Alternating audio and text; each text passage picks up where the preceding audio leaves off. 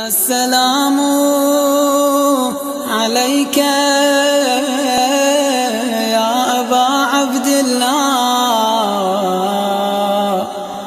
السلام عليك يا ابن رسول الله۔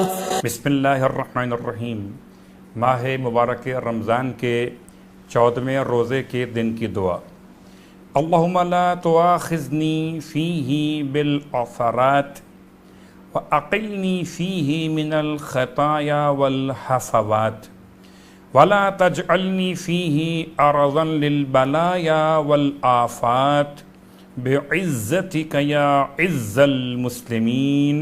جس نے اس دعا کی تلاوت کی گویا ایسے جیسے اس نے انبیاء، شہداء اور صالحین کے ساتھ روزہ رکھا ہو۔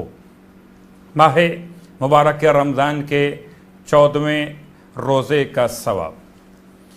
پروردگار عالم حضرت آدم اور نوح علیہم السلام اور ان کے بعد حضرت ابراہیم اور موسیٰ علیہم السلام اور ان کے بعد جناب داؤد اور حضرت سلیمان کی ملاقات کا شرف عطا فرمائے گا، اور ہر پیغمبر کے ساتھ جیسے آج کے روزے دار نے 200 سال تک خدا کی عبادت کو انجام دیا ہو، یہ اس کے لیے ثواب عطا کیا جائے گا۔ ماہ مبارک رمضان کے روزوں کے مسائل میں مسئلہ کہ انسان اگر ماہ مبارک رمضان میں عورت اذان صبح سے پہلے حیض یا نفاس سے پاک ہو جائے اور جان بوجھ کر غسل نہ کرے تو اس کے روزے کا کیا حکم ہے؟ جواب: اگر غسل کے لیے وقت تنگ ہو تو تیمم کرے، اور اگر تیمم بھی نہ کرے تو اس کا روزہ باطل ہوگا۔ آغائے سیستانی روزہ پورا کرے اور بعد میں قضا بھی انجام دے گی۔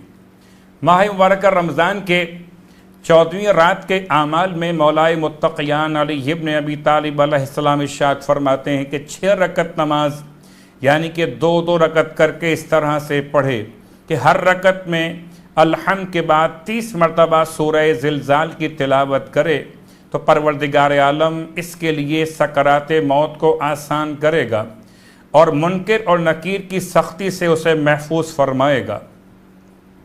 رسول خدا اس رات میں یہ دعا تلاوت کرتے تھے: یا اول الاولین و یا جبار الجبابرت و یا الہ الاولین والآخرین انت خلقتنی ولم اک شیئا مذکورا وانت امرتنی بالطاعت فاطعت سیدی جہدی وان کنت تواريت أو أخطأت أو نسيت فتفضل علي يا سيدي ولا تقطع رجائي وامنن علي بالجنة واجمع بيني وبين نبي الرحمة محمد بن عبد الله صلى الله عليه وآله واغفر لي إنك أنت التواب الرحيم۔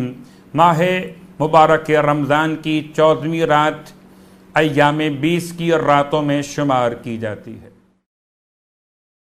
سورہ معون، اگر کوئی 1 ہفتہ نماز عشاء کے بعد سورہ معون کی تلاوت کرے گا تو چاہے بیٹے کا یا بیٹی کا رشتے کا جو مسئلہ ہے وہ حل ہو جائے گا۔